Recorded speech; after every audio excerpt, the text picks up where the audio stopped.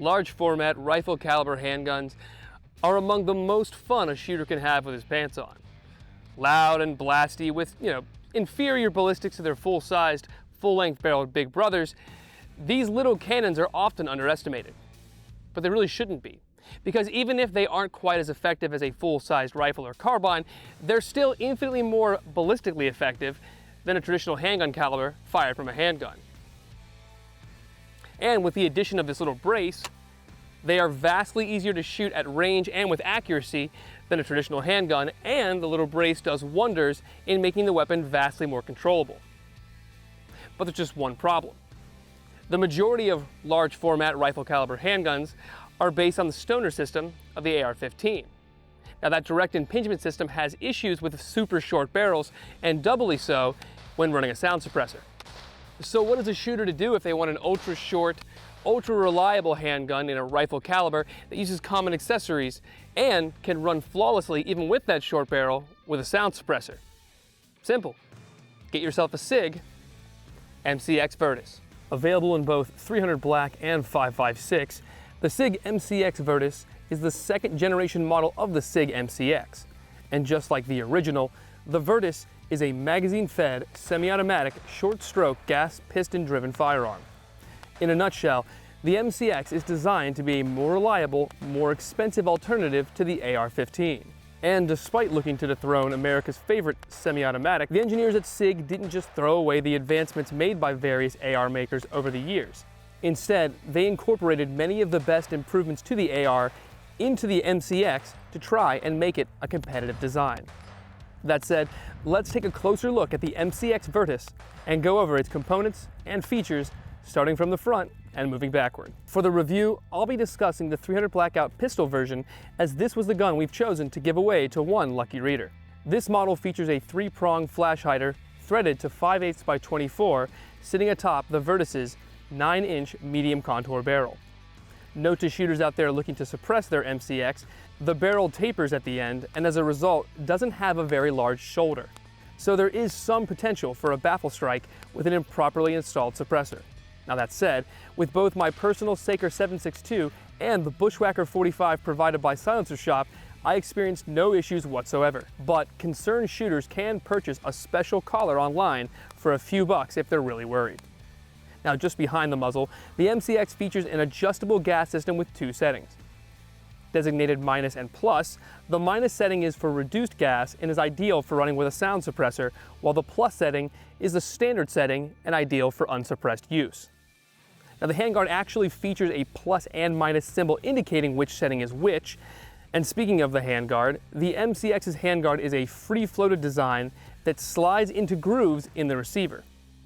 It features a monolithic Picatinny rail which is nearly seamless with the receiver's rail, and features M-LOK slots at the 3, 6, and 9 o'clock positions.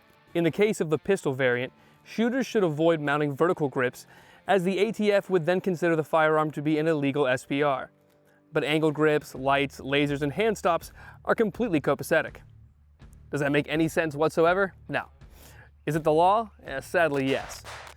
ATF insanity aside, under the handguard, the Virtus features a 9-inch medium profile barrel which features a 1 in 5 twist rate. The barrel itself interfaces to the receiver with 2 thick hex bolts, so shooters can remove the barrel with a simple tool. SIG presumably chose this configuration because it makes both barrel swaps and caliber swaps by virtue very easy and very fast. The latter especially being the case because the barrel gas block and piston are one connected unit. Caliber swaps in particular are very, very fast because the barrel gas block and piston gas assembly are one connected unit. The downside of this is that caliber exchange kits are fairly expensive. But at least these caliber exchange kits are much cheaper than buying a new MCX. Continuing back, the MCX utilizes controls that will be very familiar to users of the AR-15, with a few minor but still excellent changes.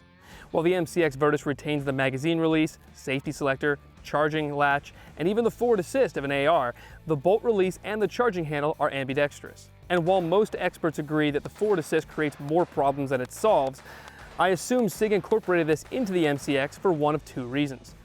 either as part of a military contract where it was mandated, or to make the gun's controls more familiar to those with hundreds of hours of experience on the AR or the M4 platforms.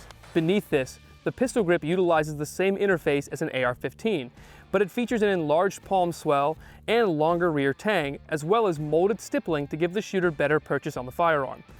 Shooters unimpressed with it can just swap it out for any AR-15 compatible pistol grip in just a few seconds with a screwdriver. Now, forward of the grip, the magazine well is a dead giveaway that the MCX utilizes STANAG magazines, which is great news for pretty much all shooters. These are cheap, plentiful, and even available in many banned states. Now, at the rear of the receiver, the MCX Virtus incorporates two QD sling mounts on either side, which is convenient, but personally I wish SIG had put a third one at the bottom of the rear of the receiver, just like on the MPX, which would make it ideal for a PDW setup and a single point sling.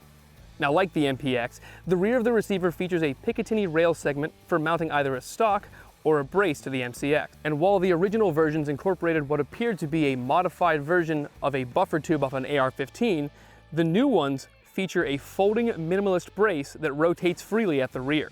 Now, it doesn't feel quite as steady for shooting as the original MCX brace, but it's vastly lighter and it's much more compact, especially when folded. I mean, overall, the MCX Virtus has tons of great features, but one glaring absence in my mind are the iron sights. Now, I know that many carbines today ship without any sort of optics or iron sights, but it's something I personally wish they had included, especially given the relatively high MSRP of this pistol. I mean, with an MSRP of $2,330, the MCX Virtus is by no means an inexpensive firearm, but it's also a proprietary design from SIG that employs dozens of unique components. Now, that said, whether this gun is worth the extra cash or not to a shooter is entirely dependent on their needs and, of course, their budget. If you're on a tight budget and in dire need of an accurate firearm with solid ergonomics, truth be told, you'll probably be better served with an AR-15, especially if you shop around and look for sales. But for shooters running suppressors or those relying on their firearms for serious work where the gun has to go bang every single time, the MCX Virtus is pretty much ideal. It runs like a scalded dog.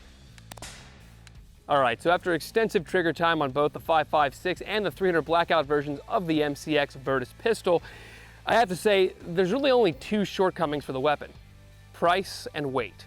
And truthfully, the weight portion I would even scrub from the super short barrel version right here on the 300 blackout. It's more on the 14.5 inch or 12.5 inch barreled variants in 5.56, and that's primarily due to the piston up front. And as far as price goes, well, I mean, it's SIG.